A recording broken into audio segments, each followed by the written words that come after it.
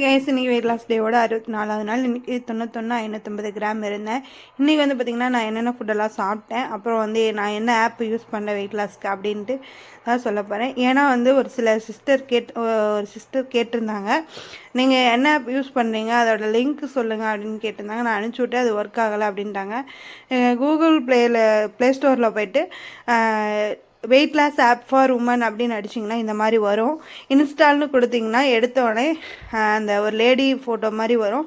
அதுக்கப்புறம் பார்த்திங்கன்னா நமக்கு என்னென்ன எக்ஸசைஸ் வேணுமோ அந்தந்த எக்ஸசைஸ்லாம் சூஸ் பண்ணி ஆர்ம்ஸு ஃபுல் பாடி குறைக்குமா அதுக்கு தகுந்த மாதிரி எக்ஸசைஸ் இருக்குது. ஆர்ம்ஸ் மட்டும் குறைக்கணுமா அதுக்கு தகுந்த மாதிரி இருக்குது. பெல்லி ஃபேட் மட்டும் குறைக்கணுமா அதுக்கு தகுந்த மாதிரி எக்ஸசைஸ்லாம் இருக்குது. மறக்காமல் ட்ரை பண்ணுங்கள், யூஸ்ஃபுல்லாக இருக்கும்னு நினைக்கிறேன் இந்த வீடியோ. அப்புறம் மறுபடியும் சப்ஸ்கிரைப் பண்ணிக்கோங்க, லைக் பண்ணிக்கோங்க. நீங்கள் பண்ணுற ஒரு சின்ன சப்ஸ்கிரைபும் லைக்கும் எனக்கு பெரிய மோட்டிவேஷனாக இருக்கும். இது வந்து காலையில் 2 முட்டை வெள்ளைக்கரு மட்டும் எடுத்துக்கிட்டேன். மாமா வந்து குதிங்கால் வலிக்குது அப்படின்னு சொல்லியிருந்தேன். அப்போ வந்து நீ 2 முட்டை வெள்ளைக்கரு மட்டும் எடுத்துக்கோ அப்படின்னு சொல்லியிருந்தாங்க. அப்புறம் வந்து மதியத்துக்கு கொஞ்சமாக பாசிப்பயிர் குழம்பு, கொஞ்சமாக இது எடுத்திருந்தேன். பச்சை பட்டாணி சாயங்காலம் ஒரு 4 மணி போல் எடுத்திருந்தேன். நைட்டுக்கு வந்து ரவா தோசை தேங்காய் சட்னி எடுத்திருந்தேன்.